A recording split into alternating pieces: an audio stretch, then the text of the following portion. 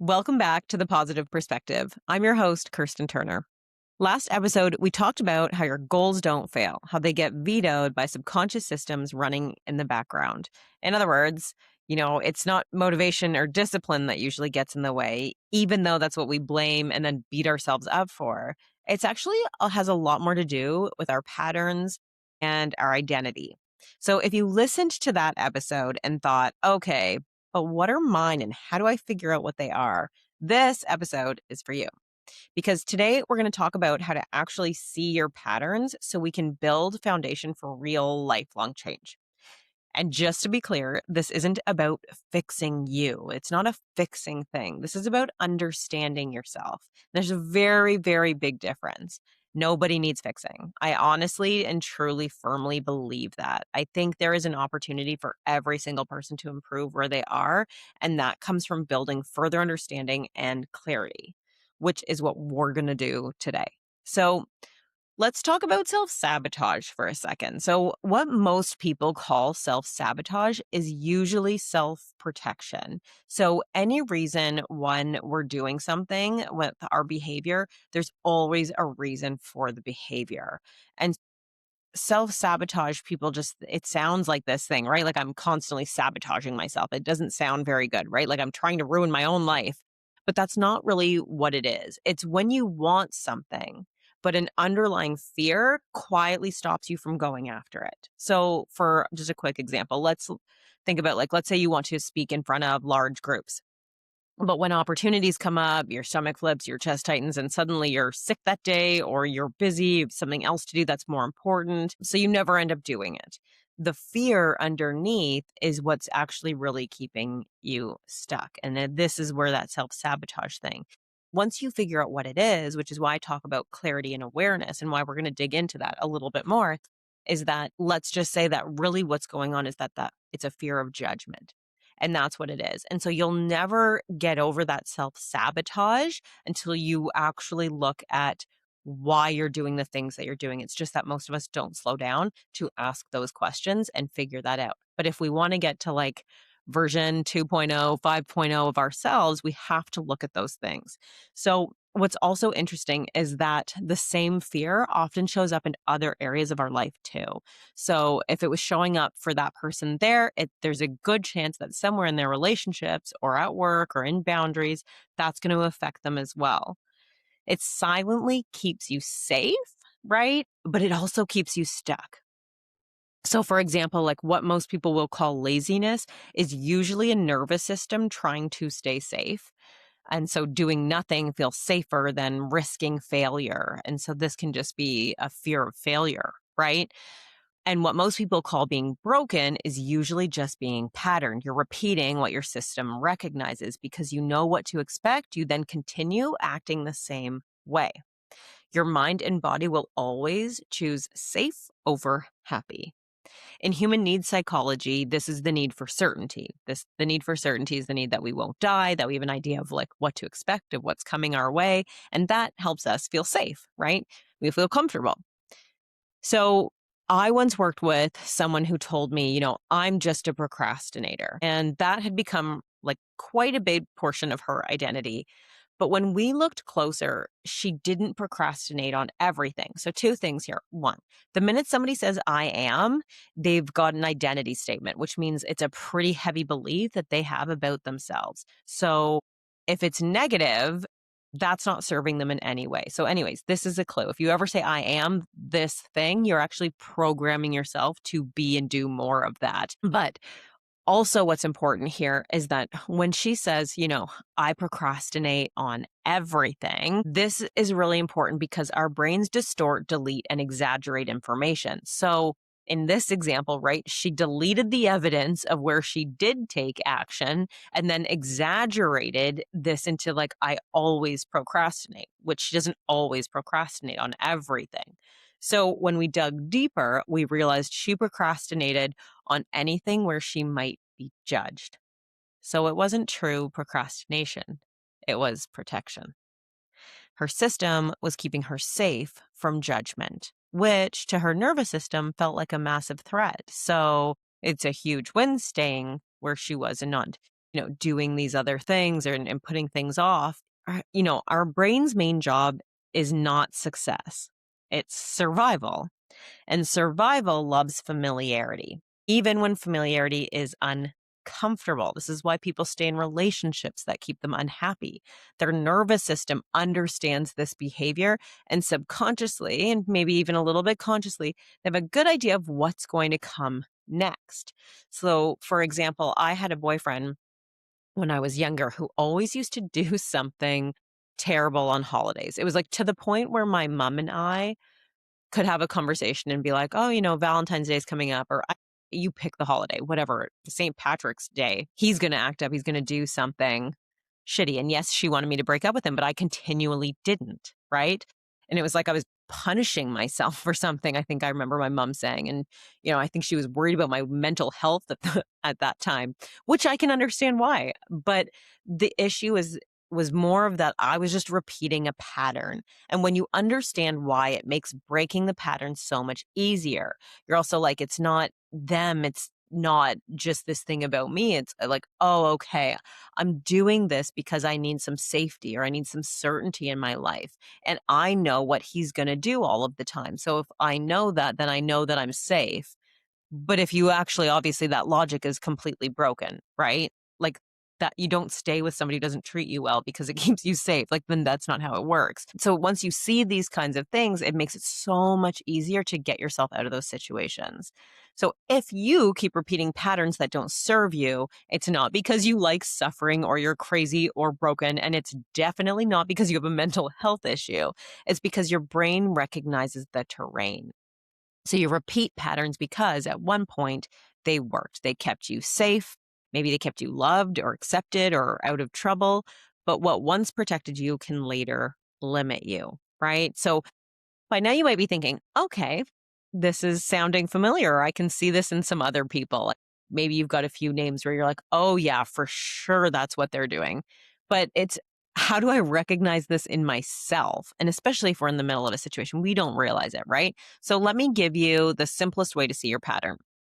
I call it the loop. So first there's a trigger, something happens, right? Then that causes an emotion. So you feel something. Then there's a behavior, you react. And then what happens is we create a meaning. So you tell yourself a story, right? And that story then reinforces your identity, who you think you are. So and then that loop repeats. Now, what's important to understand here too is that there's this thing called the reticular activating system. The reticular activating system scans and looks for proof of what you believe. So if I talk to you about red cars a lot in this episode, maybe you're driving right now, but the more I talk about red cars, the more you're going to start to notice them.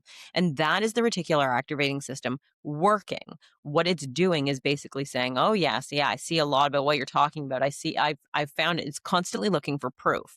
So this is why the I am statement can become so important, is because if you say I'm a procrastinator or if you say I'm always late, it's going to look for proof that that is true. Okay, hope you're following along with me so far. So let's look at another example. Like maybe you get negative feedback, and when that happens, you don't feel good. You feel awful, or you makes you feel a certain way, right? So you get this emotion, and then you have a behavior, and maybe the behavior is that you avoid that person who gave you the feedback, or you just then are like, I don't like that type of work. And you tell yourself, I'm not good enough, or I'm not good at that. I don't do well at that, or I don't like that person. And now all of a sudden that belief becomes more real. It feels more real, right? This is sort of how the programming the mind works. A belief is simply a thought you've repeated often enough or accepted from someone else. And that's where they can get really dangerous. That now feels like truth.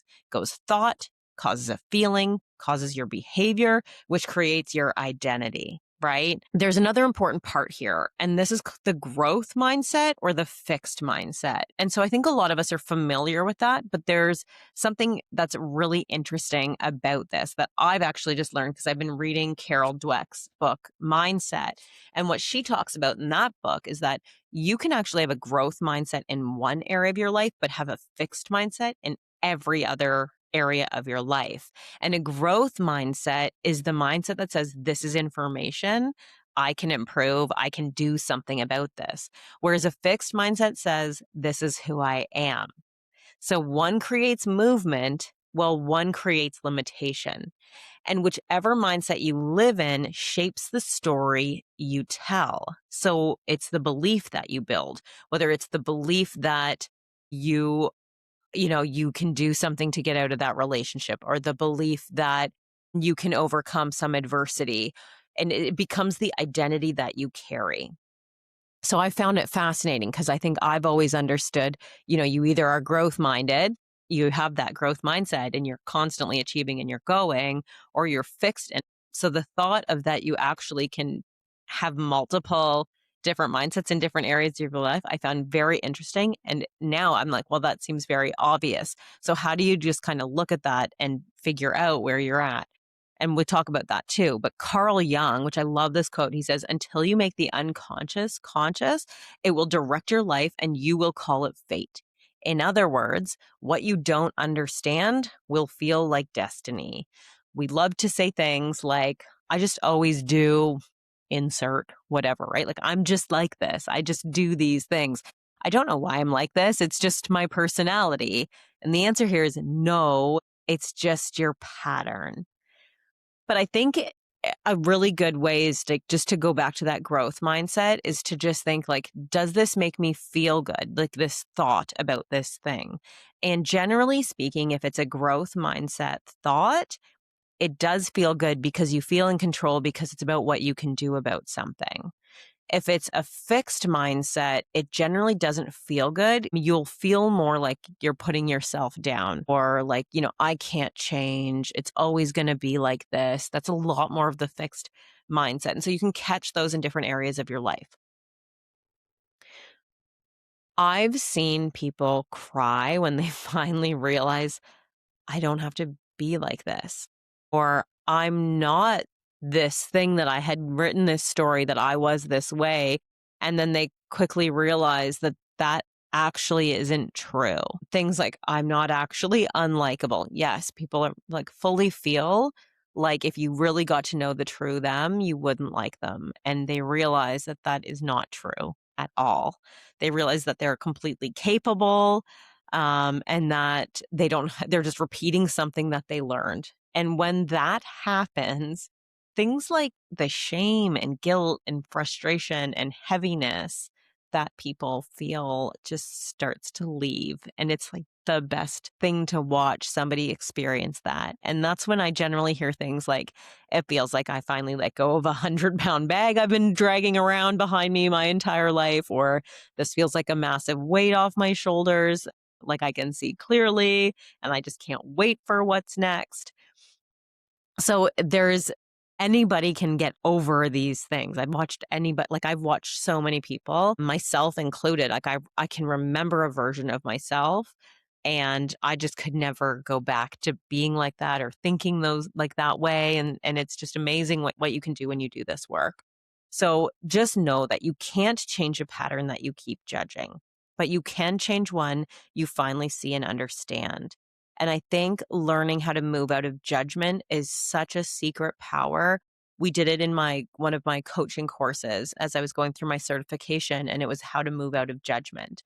It's very freeing to not judge other people and to not judge yourself and actually just live in a place of love and acceptance. And I know that sounds cheesy, but I think people are so judgmental more so than they really realize. And it's actually more harmful because the more you judge others, you actually keep an internal judgmental voice.